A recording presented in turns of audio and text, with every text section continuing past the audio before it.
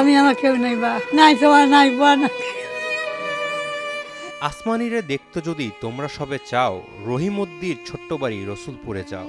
বাড়ি তো নয় পাখির বাসা, ভেন্না পাতার ছানি, একটুখানি বৃষ্টি হলেই গড়িয়ে পড়ে পানি। জসিমউদ্দিনের সেই আসমানির গল্প যেন রংপুরের আলমনগরের ষাটোর্ধ্ব মোমেনা বেগমের জীবন। জীবনযুদ্ধে হেরে গিয়ে আজ বেঁচে থাকার আশ্রয় খুঁজছেন এই বৃদ্ধা।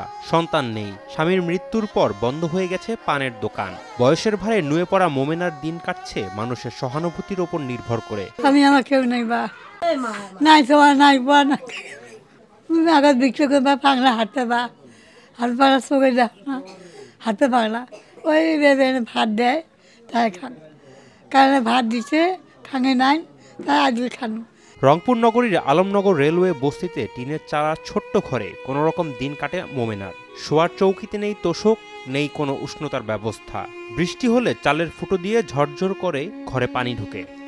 উনি ভিক্ষা করতো কিছুদিন আগে, তো এখন তো মনে করেন যে চলতে পারে না, রাস্তাও চেনে না। এখান থেকে রেলগেট গেলে মানুষকে কয় আমার বাড়ি কই, দুই একটা ইয়ার কাছে যায়, দুই একজন 5-10 যা দেয় আবার রিটার্ন আসে। আমরাও মনে করেন বয়স্ক ভাতার জন্য মনে করেন যাই, আমাদের তো দেয় না, তারপর আমরা চাইনি। আমরা যে পাওয়ার রিক্সা চালে খাই, তারপর মনে করেন ওই বাড়ির মধ্যে মনে করেন আমার 2টা শ্বশুরি হয়, ওরা তো ভিক্ষা সাথী করি খায় না। তো ওদেরকে তো দিন গেলে মনে করেন ওদের যে মনে করেন 4টে যে ভাত খাবে, ভাত খাওয়ার মতন কোনো পথ নাই। রাতের বেলা যে ঘুম পাড়বে তার কোনো পথ নাই।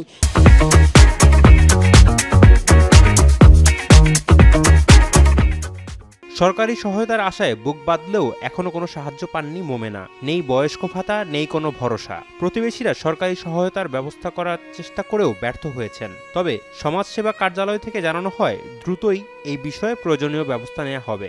এখনও আমাদের এটা অফিসের কাজটা চলমান আছে প্রতিদিনই। যারা দেখা যাচ্ছে যে এই মানুষগুলো তো ম্যাক্সিমাম গরিব মানুষ, অন্য জায়গায় কাজ করতে যায়, সেই সময় হয়তো উপস্থিত ছিল না। তারা যদি এখন আসে, আমরা পুনরায় আমরা হয়তো এই কিস্তিতে, যেই কিস্তিতে আমরা টাকাটা তাকে দিব, সেই সময় সে যদি উপস্থিত হয়ে থাকে তাহলে ওই কিস্তিতেই দেওয়া হয়।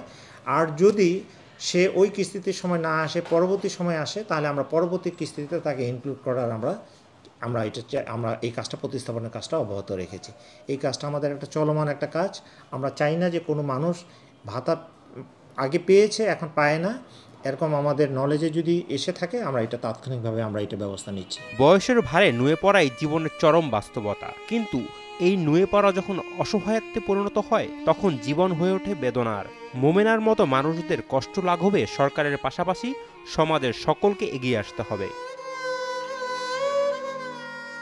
রংপুর থেকে খুশবু হাসান রনির পাঠানো তথ্য ও ভিডিওতে ডেস্ক রিপোর্ট, শাহেদ আলম ফাহিম, কালের কণ্ঠ।